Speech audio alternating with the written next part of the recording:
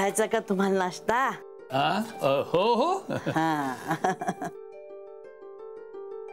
मालू किती भोळी आहे, तिला जराही संशय आला नाही सुसूचा. बरं झालं बाबा, सुटलो एकदाचा. मला वाटलं मागच्या वेळेसारखा तमाशा होणार आता. घ्या.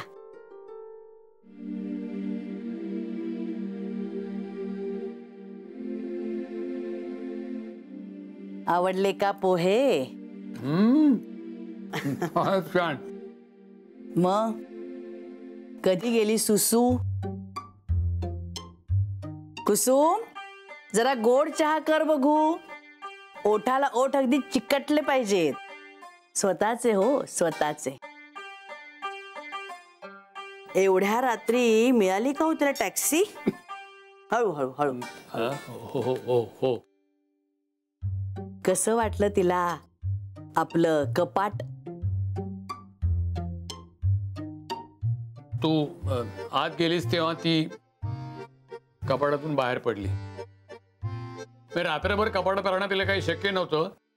तिचा पाय मुरगळला होता, त्याचीच खुरडत बिचारी बाहेर पडली. माझ्या डोक्यावर हात ठेवून शपथ घेतली होती तुम्ही. तुला हे सगळं माहिती होतं, मग तू कशाला नाटकं करतेस आणि प्रश्न विचारतेस? अहो सांगायचं ना मग मला. मी काय नाही म्हंटलंस का तिला आपल्या घरी बोलवायला?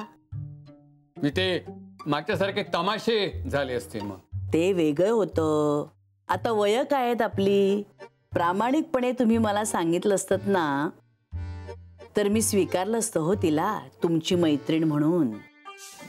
मी फोन केला होता पण नेमका लागला नाही. अशा वेळी बरोबर माझा फोन लागत नाही. नाही म्हणून मी म्हणतोय ना की आपण आदर्श नवरा बायको नाही आहोत. काय अर्थ आहे ते सत्काराला? 50 वर्षानंतर सुद्धा मैत्रीण येते हे सांगण्याचा साधा मोकळेपणा असू नये आपल्यामध्ये. आणि लंडनला चालली आहे आदर्श नवरा बायको म्हणून मिरवायला. हे बघा अहो काय